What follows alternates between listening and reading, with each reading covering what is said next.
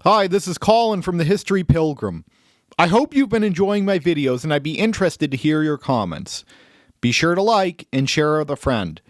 In this video, I have a story about an interesting historical figure. I hope you enjoy.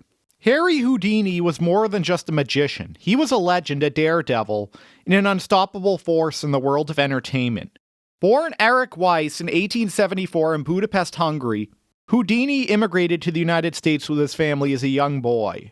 His rise from humble beginnings to worldwide fame is a testament to his ambition, resilience, and sheer determination to defy the limits of human capability.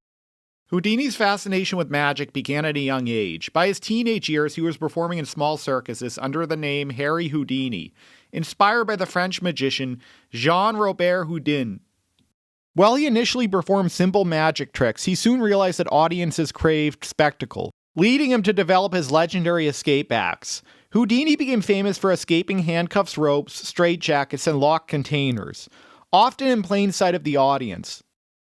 His handcuff act propelled him to worldwide fame. Houdini began challenging local police forces to restrain him with their most secure shackles, only to free himself within minutes. One of his most daring feats was the Chinese water torture cell, where he was suspended upside down in a locked water-filled tank. Houdini held his breath for over 3 minutes, navigating keys, latches, and locks with perfect precision, leaving audiences literally gasping for air. These stunts weren't just about skill, they were about showmanship. Houdini knew how to build suspense, command attention, and make audiences question not just what happened, but how far a person could push to the limits of human possibility. Modern stage magic, with its complex apparatuses and engineering feats, owes a great deal to his innovation. Football stadiums, city streets, and public squares became his stages, turning ordinary locations into theaters of fear and wonder. But Houdini wasn't just a showman, he was a thinker, skeptic, and relentless debunker of fraud. In the early 20th century, spiritualism, the idea that psychic mediums could communicate with the dead, was wildly popular. People desperate to contact lost loved ones paid top dollar for seances and readings, even when much of it was trickery. Houdini, who had lost his own mother at a young age, longed for proof of an afterlife, but refused to let people exploit others through deception. He began attending seances in disguise, sometimes posing as a wealthy socialite, other times as a grieving relative, watching closely as trickery unfolded. Hidden props, coded signals, and psychological manipulation. Houdini would then expose these methods publicly, sometimes dramatically tearing apart tables in the middle of a seance. This would reveal concealed mechanisms. He lectured on these exposures, published books revealing methods, and even attempted to persuade Congress to make fortune-telling illegal. His crusade won him both friends and enemies in equal measure. Houdini and his wife Bess shared a deep bond. They even devised a secret system of 10 words, each representing a letter, intending as a code to communicate from beyond the grave, if it were even possible. For 10 years after Houdini's death, Bess held seances attempting to receive their messages, hoping for a single coded word that would prove life after death. She never did. The words of that code, known only to them, were never revealed publicly, becoming one of the most enduring mysteries in Houdini's lore.